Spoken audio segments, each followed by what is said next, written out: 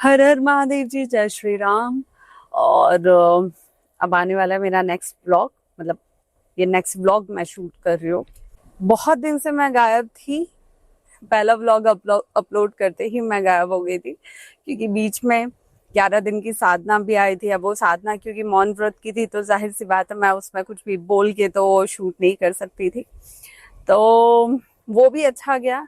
अब एक चीज मैं बहुत ज्यादा नोटिस कर रही थी कि ये जो मेरी जटाएं हैं, है तो ये फेक ही, और ये फेक मार्केट में लग जाती हैं।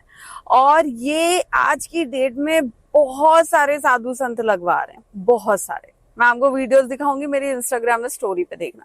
बहुत सारे साधु संत लगवा रहे हैं। ये 5,000 से लेके, नकली बालों के आप लगवाएंगे तो 5,000 से लेके असली बालों तक जाएंगे तो 50,000 तक के भी लगते हैं।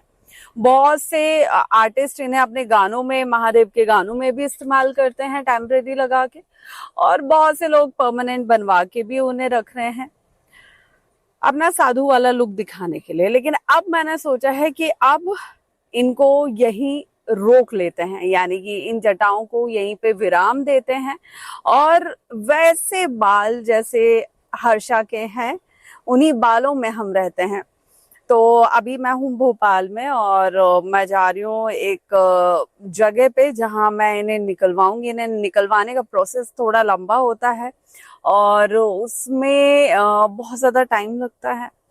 तो आज क्योंकि मेरी तबीयत ठीक नहीं थी, तो मैंने कहा तबीयत ठीक नहीं है तो वहीं बैठ के और मैं आराम करती रहूंगी, वो लोग निकालते रहेंगे, क्योंकि मुझे लगता है जहां तक है कि 3-4 घंटे तो लगेंगे ही। तो ये निकलवाने के बाद एक बार आखिरी बार आप देख लीजिए इनको, ये निकलवाने के बाद, और वापस मैं नजर आऊंगी अपने ओन हेयर में, अपने ओरिजिनल बालों में आपको नजर आऊंगी। अब जिसको ये दिक्कत है कि आप हेयर कलर क्यों करवाते हो, भाई देखो हेयर कलर सब करवाते हैं। कुछ जिनकी उम्र हो चुकी है, जो बड़े बड़े वृद्ध जो संत जन हैं जिनकी उम्र हो चुकी है, वो अपने बालों को ब्लैक कलर करवाते हैं, जिससे उनके बाल बहुत ज्यादा काले नजर आते हैं।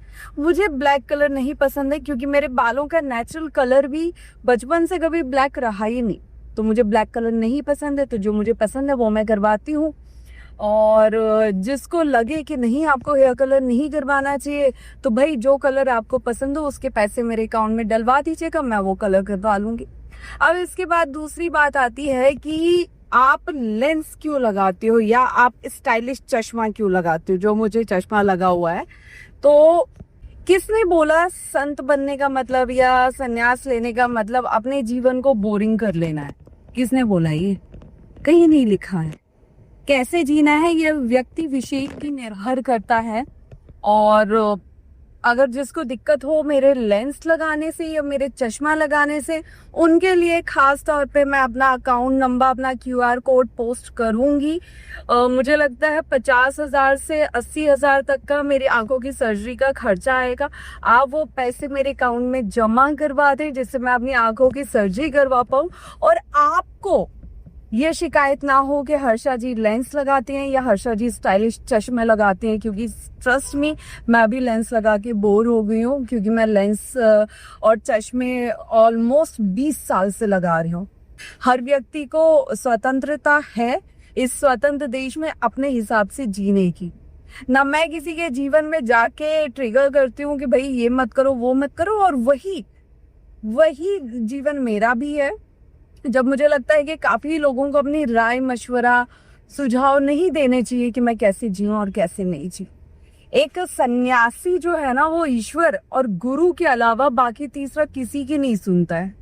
और जब मेरे गुरु जी को कोई दिक्कत नहीं है, मेरे ईश्वर को कोई दिक्कत नहीं है, मेरे ईश्वर के मंदिर में, मेरे ईश्वर की साधना में जब बड़े से बड़ा आरोपी जा सकता है, जेल से छूट के आरोपी जा सकते हैं, रेप करके आरोपी जा सकते हैं, हत्याएं करके आरोपी जा सकते हैं, षड्यंत्र रचते हुए उनके मंदिर में बैठ के षड्यंत्र रच सकते हैं, विदेशी जो आजीवन मांस मदिरा का सेवन करते हुए और फिर वो भगवान की शरणागति ले सकते हैं, तो मेरे लेंस और चश्मे का मुद्दा तो बहुत छोटा है।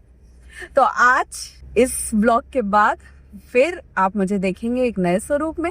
नया स्वरूप तो क्या होगा, बस बालों का तरीका थोड़ा नया होगा, और आगे देखते हैं ईश्वर की क्या मर्जी है। सो भैया पूरी प्रयत्न कर रहे हैं कि ये जटाएं निकल जाएं, और जटाओं की वजह से मेरे बालों की जो जटाएं बन गई हैं, पहली बात वो कैसे सुलझेंगी उसमें भी वो पूरा विचार कर रहे हैं। आफ्टर सुलझाने के बाद 1.5 लोग निकलने के बाद ही पता चलेगा कैसे निकलेंगे आगे का। और जो इस दौरान इस पूरी प्रोसेस में दर्द है वो कॉम्प्लीमेंट्री है, जिससे जूझना है वो कॉम्प्लीमेंट्री चल रहा है। लेकिन ये मेरा आखिरी बार था। जितना दर्द मैंने इन जटाओं को लगवाने और खास तौर पे निकलवाने में सहा है, अब बस मुझे लगता है कि दुनिया मुझे जो दर्द दे रही है मेरे लिए वही काफ़ी है, मुझे खुद को देने की ज़रूरत नहीं होनी चाहिए।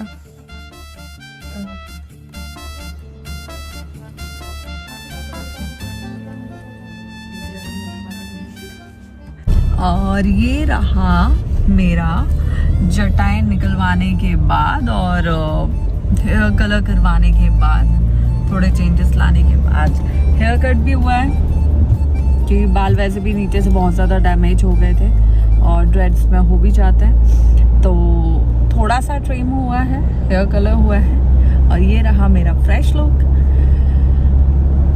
जीवन में जब कभी आप उदास हो, जब कभी आप निराश हो, जब कभी आप परेशान हो, तो सबसे पहले काम अपने ऊपर करो, क्योंकि अगर आप खुद से खुश हैं, खुद से संतुष्ट हैं, खुद में शांत हैं, तो पूरी दुनिया से आप बाद में निपट लेंगे। और दुनिया का क्या है, समाज के कुछ 4 लोग होते हैं जो कभी खुश नहीं होते आपसे। हर व्यक्ति को खुश करने में मत लगो, हमेशा खुद को खुश करने में सबसे पहले लगो। जय श्री राम, हर हर महादेव।